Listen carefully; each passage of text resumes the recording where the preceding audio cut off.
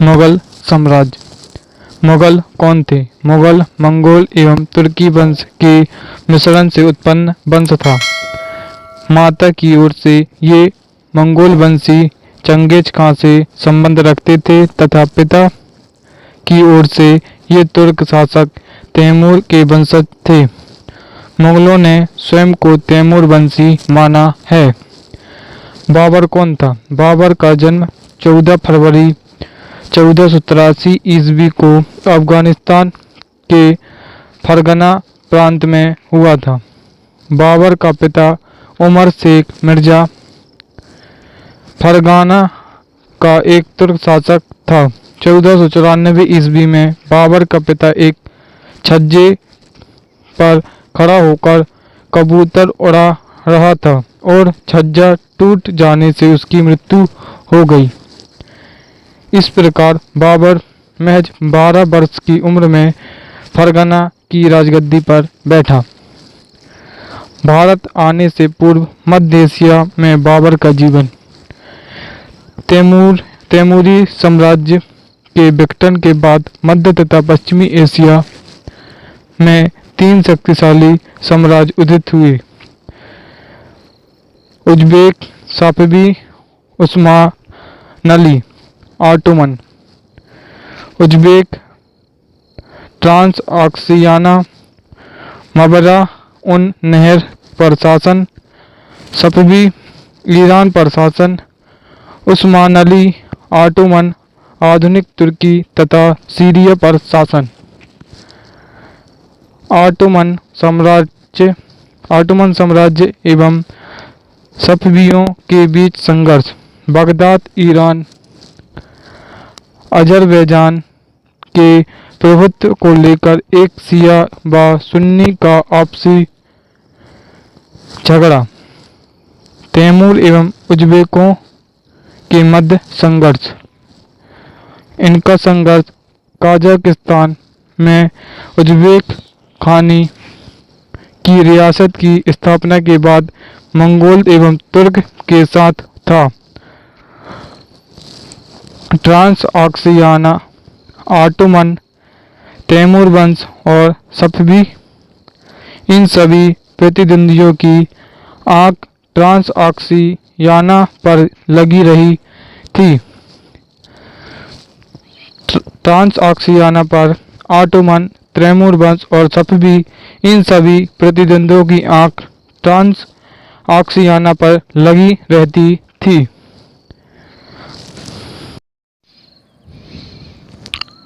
Transoxiana के लिए चलने वाले संघर्ष का केंद्र बिंदु समरकंद का नियंत्रण था।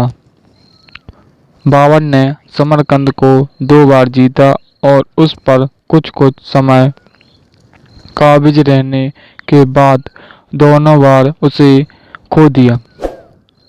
पहली बार समरकंद विजय 1497 ईस्वी में बाबर ने समरकंद को जीता, परंतु शीघ्र ही उसने नगर त्याग दिया क्योंकि वहां से पैसा, रसद, लूट का सामान में कुछ भी नहीं मिला। जब बाबर फरगना के लिए लौटता, इससे पहले ही कुछ बेगों ने उसे उसके सौतेले भाई जहांगीर मिर्जा को फरगना की गद्दी पर बैठा दिया। इस प्रकार बाबर समरकंद के साथ अपना राज्य फरगना भी खो बैठा। समरकंद पर दूसरी विजय 1501 ईस्वी में बाबर ने समरकंद पर एक बार विजय प्राप्त की क्योंकि समरकंद के तैमूर सुल्तान की मां ने उज्बेक के शैबानी खान से सौदा करके समरकंद शैबानी खान को दे दिया एवं शैबानी खान से विवाह कर लिया था। सर-ए-पुल का युद्ध। यह युद्ध 1502 ईस्वी में बाबर एवं उज्बेक शासक शैबानी खान के मध्य हुआ। इस युद्ध में ही उज्बेकों ने तुलुगामा पद्धति का प्रयोग कर बाबर को बुरी तरह हराया था। था।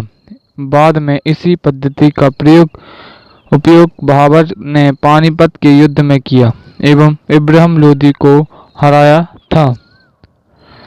बाबर की काबुल विजय। बाबर की काबुल विजय बार बार असफलताओं के बाद बाबर को लगने लगा था कि उस क्षेत्र में इसका टिका रहना असंभव है। इसी स्थिति में बाबर ने काबुल एवं गजनी 1504 ईस्वी पर आक्रमण कर काबुल व गजनी का शासक बन गया। काबुल विजय से बाबर को दो प्रमुख लाभ हुए। पहला, बाबर को उज़्बेकों से चैन मिला। दूसरी, काबुल में बैठकर बाबर अब हिंदुस्तान एवं खुरासन दोनों पर नजर रख सकता था।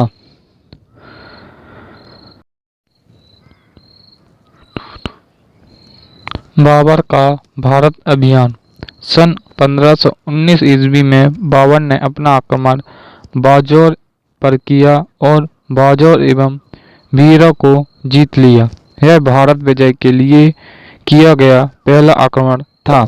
इसी युद्ध में बाबर ने सर्वप्रथम बारूद एवं तोपखाने का प्रयोग किया। पानीपत का प्रथम युद्ध 21 अप्रैल 1526। पृष्ठभूमि: बाजौर एवं भीरा पर कब्जा करने के बाद बाबर उन प्रदेशों पर अपना अधिकार जताने लगा जो तैमूर ने जीते थे। इसी क्रम में बाबर ने इब्राहिम लोदी के पास एक दूत भेजकर कहलवाना चाहा कि वह जो इलाके तैमूर के थे उन्हें बाबर को वापस कर दें, परंतु लाहौर के सूबेदार दौलत खां लोधी ने उस दूत को इब्राहिम लोधी के पास नहीं जाने दिया। दौलत खां लोधी ने अपनी आय का हिस्सा इब्राहिम लोधी को नहीं पहुंचाया। इस कारण सुल्तान की कार्रवाई के डर से अपने बेटे दिलावर खां को बाबर के पास भेजा एवं भारत पर आक्रमण करने का न्योता दिया। इब्राहिम लोधी से पराजित होकर बहलोल लोधी का बेटा आलम खां लोधी भी बाबर के पास काबुल पहुंच गए। ठीक इसी समय राणा सांगा का एक दूत भी बाबर के पास पहुंचा एवं बाबर को दिल्ली पर आक्रमण के लिए न्योता दिया और कहा, जिस समय बाबर दिल्ली पर आक्रमण करेगा उसी समय राणा सांगा आगरा पर आक्रमण करेगा। उपरोक्त घटनाओं के बाद बाबर को आभास हो गया कि भारत को जीतना ज्यादा मुश्किल नहीं होगा और इसी महत्वाकांक्षा के साथ बाबर ने पानीपत के युद्ध को लड़ा एवं विजय प्राप्त की। घटनाक्रम: 1525 ईस्वी में बाबर ने भारत विजय के लिए काबुल से कुछ किया। उसके पास लगभग 12,000 सैनिकों की फौज थी। बाबर पहले सियालकोट पहुंचा और बाद में लाहौर पहुंचा। लाहौर को दौलत खां लोधी ने घेर रखा था, परंतु बाबर की फौज को देख दौलत खां की सेना भाग गई एवं दौलत खां ने बाबर के सामने आत्मसमर्पण कर दिया। बाबर ने लाहौर पर कब्जा किया एवं आगे बढ़ गया।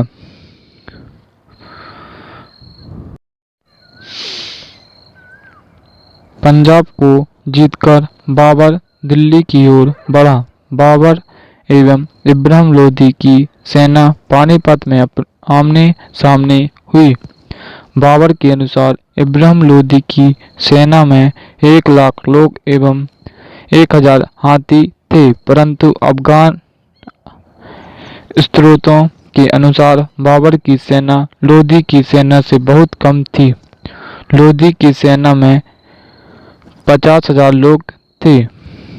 बाबर ने युद्ध क्षेत्र में तुलुगामा पद्धति का प्रयोग कर इब्राहिम लोदी की सेना को घेर लिया एवं रोमी पद्धति तोपों को सजाने की पद्धति के प्रयोग से तोपों को सजाया तथा तोपची उस्ताद अली एवं मुस्तफा की सहायता से भरपूर गोलाबारी की।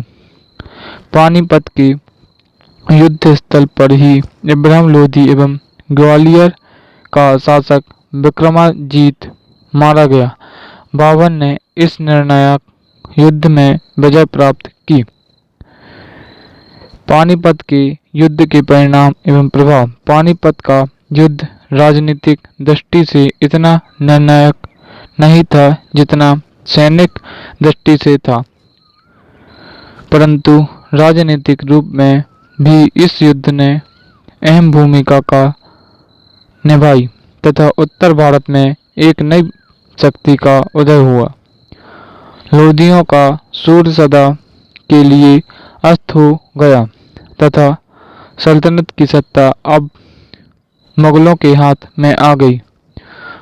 लोधी सुल्तानों द्वारा संचित किया गया कोष अब बाबर के पास आ गया, जिससे बाबर की वित्तीय कठिनाइयां दूर हो गईं।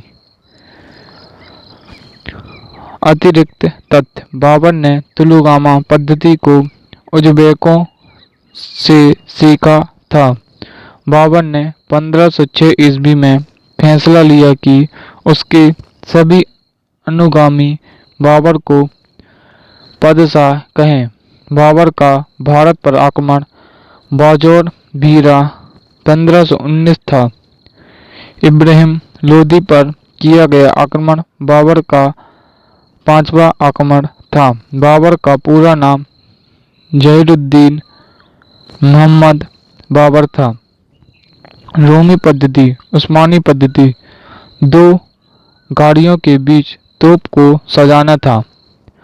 हुमायूं ने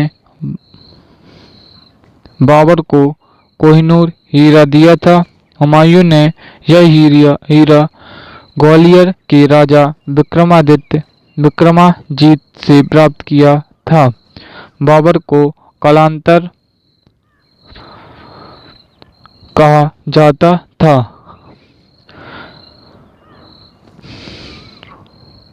पानीपत युद्ध के प्रत्यक्षदर्शी गुरु नानक थे।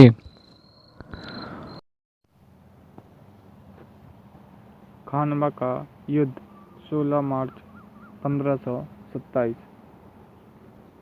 पृष्ठभूमि। बाबर ने राणा सागा पर समझौता भंग करने का आरोप लगाया और कहा कि समझौते के अनुसार मैंने दिल्ली पर आक्रमण किया, परंतु राणा सागा ने आगरा पर आक्रमण नहीं किया। दूसरी ओर राणा सागा ने पहले सोचा था कि बाबर भारत में स्थायी रूप से राज नहीं करेगा, परंतु पानीपत की जीत एवं बाबर के स्थायी साम्राज्य निर्माण को देख राणा सागा ने एक महागठजोड़ बनाकर बाबर को भारत से बाहर कर पुनः लोधी शासन स्थापित करने की योजना बनाई। घटनाक्रम। 16 मार्च 1527 ईस्वी खानवा नामक स्थान पर बाबर एवं राणा सागा के मध्य युद्ध हुआ। शामिल पक्ष बाबर की सेना, दूसरा राणा सागा एवं गठबंधन में लगभग सभी राजपूत राजा, मालवा का मेदिनी राय, महमूद लोधी, हसन खां मेवाती, आलम खां लोधी शामिल थे। बाबर ने इस युद्ध में सैनिक मनोबल बढ़ाने के लिए जिहाद का नारा दिया एवं मुसलमानों पर लगने वाले तमगा नामक कर को समाप्त करने की घोषणा की। बाबर ने खानवा का युद्ध जीतने के बाद गाजी की उपाधि धारण की। चंदेरी का युद्ध 29 जनवरी 1528। चंदेरी का युद्ध बाबर एवं मालवा शासक मेदिनी राय के बीच हुआ। इस युद्ध में बाबर विजय रहा एवं मेदिनी राय मारा गया। इस युद्ध में भी बाबर ने जिहाद का नारा दिया।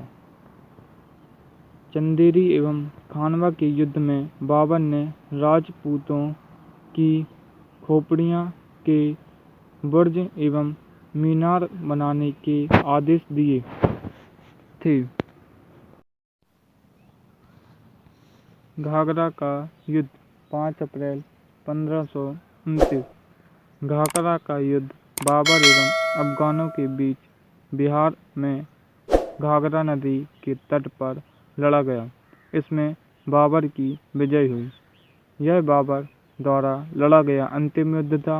इस युद्ध के बाद बाबर का भारत पर स्थायी रूप से अधिकार हो गया एवं बाबर के साम्राज्य की सीमा सिंधु से लेकर बिहार एवं हरियाणा से ग्वालियर तक फैल गई।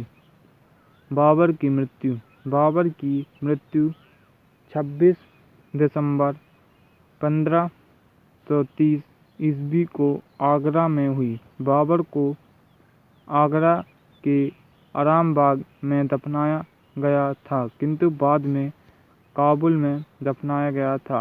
अन्य तथ्य: बाबर ने तुज़ुक-ए-बाबरी बाबरनामा नामक आत्मकथा तुर्की भाषा में लिखी। बाबर ने काबुल में शहरुख एवं कंधार में बाबरी नामक सिक्के चलाए। बाबर ने सुल्तान की परंपरा को तोड़ा एवं खुद को बादशाह घोषित किया। बाबर ने नापने के लिए गज-ए-बाबरी नामक माप का प्रयोग किया। बाबर ने मुबाय्यान नामक पद शैली का विकास किया।